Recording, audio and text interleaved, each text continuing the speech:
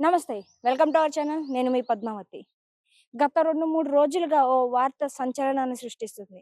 అయితే తన భార్యని కుక్కర్‌లో ఉడికించి ఏ విధంగా అయితే కిరాతకంగా ఆ పీసెస్‌ని కట్ చేయడమే ఒక ఎత్తయితే, ఆ పీసెస్‌ని ఎండబెట్టి దాన్ని పౌడర్ చేసి లేక్స్‌లో కలిపాడు అనే విషయం ఎంతైతే కలకలం రేపుతుందో హైదరాబాద్‌లో, ఇప్పుడు తనకి సంబంధించిన మరో కోణంలో కూడా పోలీసులు ఇప్పుడు కేస్‌ని స్టడీ చేస్తూ వస్తున్నారు.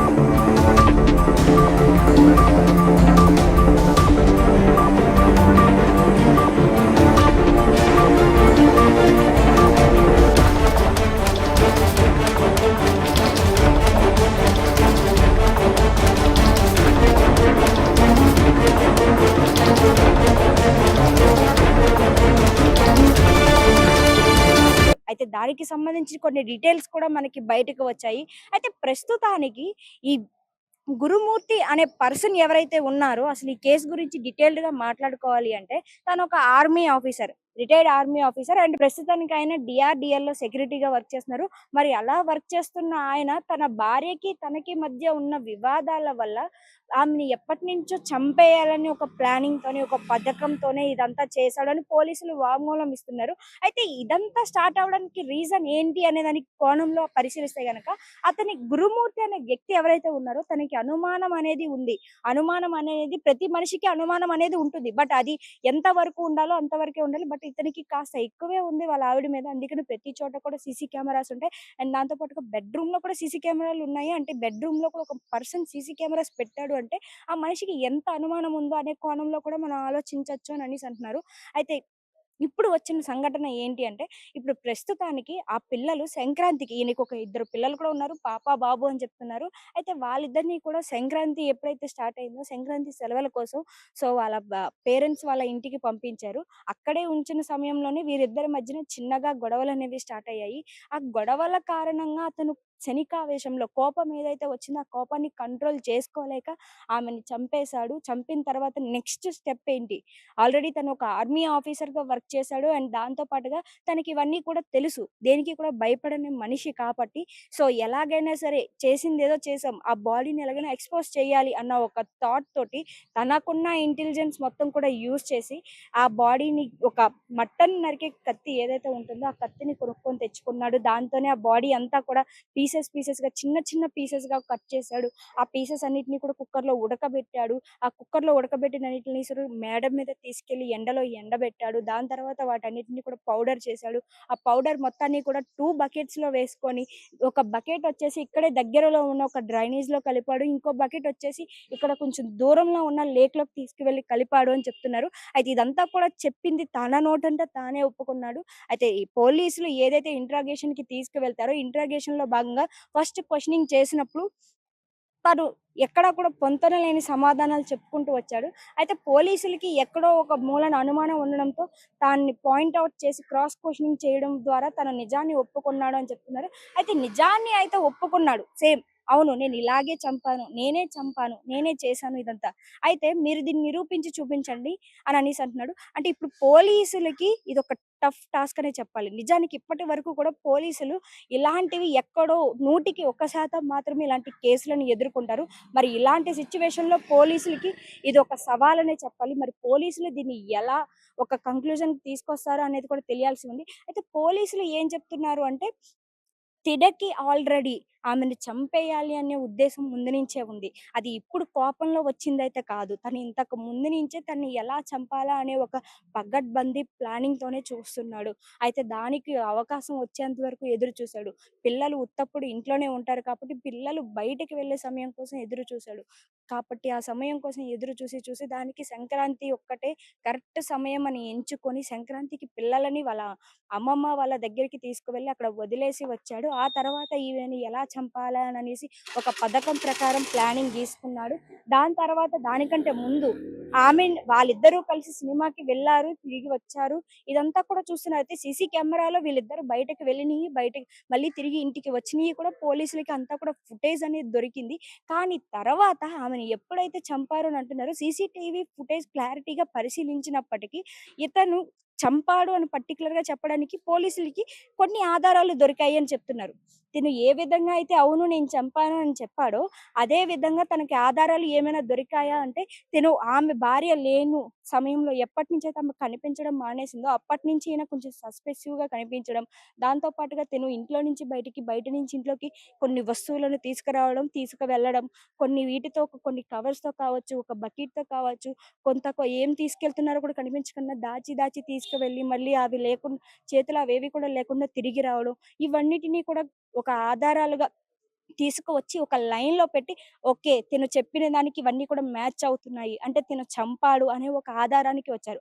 అయితే ఇప్పుడు మాట్లాడుకోవాల్సిన విషయం ఏంటంటే, తిను చంపాడు అని తిన నోటితో చెప్పిన విషయం ఎక్కడా కూడా మనకి కోర్ట్ అనేది తీసుకోదు. ఎందుకు అంటే, ఇప్పుడు పొరపాటున ఇప్పుడు తను అవును నేను చెప్పాను అని అనేసి తను కోర్ట్‌లో చెప్పినా కూడా, మళ్ళీ తను వెంటనే మాట మార్చేందుకు అవకాశం ఉంది. ఎందుకు అంటే, పోలీసులు నన్ను బలవంతంగా చెప్పించారు. లేకుంటే నన్ను మెంటల్‌గా టార్చర్ చేశారు. ఆ టార్చర్‌ని నేను తట్టుకోలేక, అవును నేనే చంపాను అని నేను ఒప్పుకోవాల్సి వచ్చింది. ఇదంతా కూడా పోలీసుల వల్లే జరిగింది అని అనేసి ఆహ్, గురుమూర్తి ఎవరైతే ఉన్నారో కోర్ట్‌లో ఈ విధంగా తను మాట మార్చినా కూడా తనకి ఈ కేస్ నుంచి ఉపశమనం అయితే దొరుకుతుంది.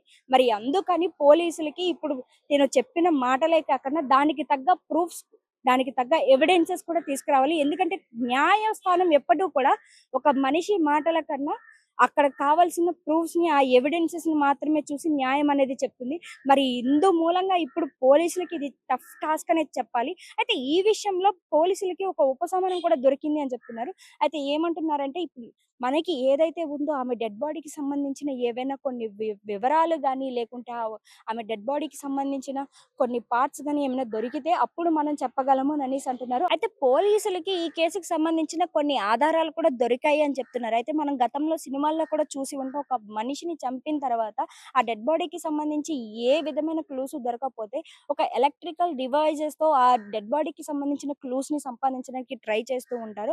అయితే అవన్నీ కూడా మనం సినిమాల్లో చూసి ఉంటాం. For the first time present ఇప్పుడు హైకోర్టు ఈ ఎలక్ట్రికల్ సంబంధించిన ప్రతి ఒక్క ఆధారాన్ని కూడా హైకోర్టు తీసుకోవడానికి సిద్ధమైంది. ఎందుకంటే ఒకప్పుడు మన న్యాయస్థానంలో ఇదనేది లేదు. ఒక పర్సన్ చెప్పే మాట గాని, లేదా దానికి సంబంధించిన వివరాలు వేరే వాళ్ళు సాక్ష్యం చెప్పడం గాని, దానికి సంబంధించిన వస్తువులు దొరకడం వరకు మాత్రమే తీసుకునేవారు దీనికి ఆధారంగా. అంతేగాని ఎలక్ట్రికల్ డివైజెస్ చెప్పే ఆధారాన్ని మాత్రం ఎప్పుడు కూడా కన్సిడర్ చేసేవారు కాదు. అయితే ఇప్పుడు for the first time high court దీన్ని కూడా తీసుకోవడానికి మనకి అనుమతి అనేది ఇచ్చింది. అయితే ఈ పోలీసులు ఈ ఇన్ఫ్రారెడ్ టెక్నాలజీ అంటారు దీన్ని. ఇది ఏదైతే ఉందో ఈ ఎలక్ట్రికల్ డివైస్‌ని ఉపయోగించి ఆ బాడీకి సంబంధించిన చిన్న చిన్న హెయిర్ పార్టికల్స్ కానీ, రెండో వచ్చేసి ఆమె బాడీలోని బ్లడ్‌కి సంబంధించిన బ్లడ్ కొంచెం డ్రైగా అయిపోయిన బ్లడ్ మార్క్స్ గాని దొరికాయి అని చెప్తున్నారు. అయితే వాటిని వాళ్ళ పిల్లల డీఎన్ఏతో చెక్ చేస్తున్నారు అని అంటున్నారు. అయితే పిల్లలకి తల్లి డీఎన్ఏ ఏదైతే ఉందో దానికి సంబంధించింది పిల్లలకి కూడా వస్తుంది కాబట్టి ఇది మ్యాచ్ అయింది అని చెప్తున్నారు. అయితే ఈ వివరాలు ఇలా ఉన్నప్పటికీ కూడా ఇంకో కోణంలో కూడా పోలీసులు దీన్ని దర్యాప్తులోకి తీసుకుంటున్నారు. అయితే ఇతను తన భార్య చనిపోయిన తర్వాత పిల్లలు కూడా ఇంటికి వచ్చారని అంటున్నారు. పిల్లలు ఇంటికి వచ్చినప్పుడు పిల్లలు అడిగారు అంట. నాన్న అమ్మ ఏది కనిపించడం లేదు అని పిల్లలు అడిగినప్పుడు, "మీ అమ్మ లేదు. మీ మమ్మీకి నాకు గొడవ అయ్యింది. సో, గొడవ అయినప్పుడు మీ అమ్మ నన్ను వదిలేసి వెళ్ళిపోయింది. ఇంట్లో అయితే లేదు. ఎక్కడికి వెళ్ళిందో కూడా నాకు తెలీదు" అని చెప్పాడు అంటున్నారు పిల్లలకి. అయితే ఒకవేళ నిజంగానే ఈ కోణంలో కూడా దర్యాప్తు చేస్తే, ఆమె ఇంట్లో నుంచి నిజంగానే ఆమెకి ఇష్టం లేకే వెళ్ళిపోయింది అంటే, ఇంటి చుట్టూ ఇన్ని సీసీటీవీ ఫుటేజెస్ పెట్టుకున్నప్పుడు, ఇంత సీసీటీవీస్ తనకి అవైలబిలిటీలో ఉన్నప్పుడు ఎందుకని ఎక్కడ కూడా ఆమె రికార్డ్ అవ్వలేదు.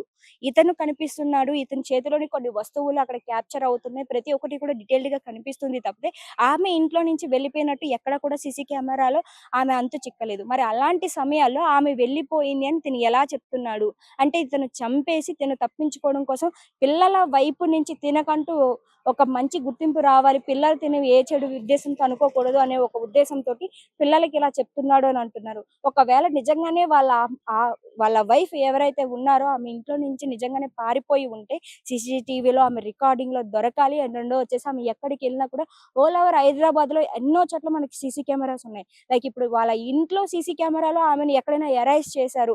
ఆమె ఎళ్ళిపోయే సమయాల్లో దొరకకుండా ఉండడం కోసం సీసీటీవీ ఫుటేజ్‌ని బయటికి తీసి ఎరైజ్ చేశారు అని అనుకోవడానికి, ఒక ఇంట్లో సీసీటీవీ ఫుటేజ్‌లో ఆమె ఎరైజ్ అయినా కూడా ఆల్ ఓవర్ హైదరాబాద్‌లో చాలా సీసీ కెమెరాస్ ఉన్నాయి. మనకి లైక్ సిగ్నల్స్ దగ్గర కావచ్చు, వీధి చివర కావచ్చు, ప్రతి గల్లీకి సంబంధించి కావచ్చు, ఎక్కడికక్కడే మనకి సీసీ కెమెరాస్ అవైలబిలిటీలో ఉన్నాయి. అండ్ రెండోది వచ్చేసి బస్ స్టాండ్స్‌లోనే ఉన్నాయి, రైల్వే స్టేషన్స్‌లోన్స్ ఉన్నాయి. మరి ఇన్నిట్లోనే ఉన్నప్పుడు ఆమె ఏదో ఒకటి ఉపయోగించుకొనే వెళ్ళాల్సి ఉంటుంది ఎక్కడికైనా సరే. మరి వీటిని ఉపయోగించకుండా ఆమె అంతట ఆమె వెళ్ళిపోయింది. ఎక్కడ కూడా సీసీ కెమెరాలో దొరకలేదు అంటే ఈ కోణంలో ఖచ్చితంగా తెలుస్తుంది. అతనే చంపాడు.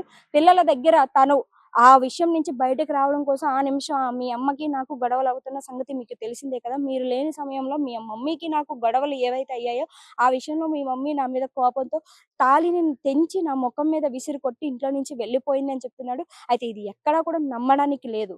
అయితే ఈ కోణంలోనే తనని దర్యాప్తు చేసి పోలీసులు కొంచెం సీరియస్‌గా ఇంట్రాగేషన్ చేసినప్పుడు తను నిజాన్నయితే ఒప్పుకున్నాడు గానీ, అవును నేను చేశాను, నేను చంపాను, మీరు రుజువు చేసి చూపించండి, సాక్ష్యాధారాలు తీసుకురండి, తీసుకెళ్ళి కోర్ట్‌లో ప్రొడ్యూస్ చేయండి, నేనే ఒప్పుకుంటాను అని అనేసి ఒక యాటిట్యూడ్ అయితే ఏదైతే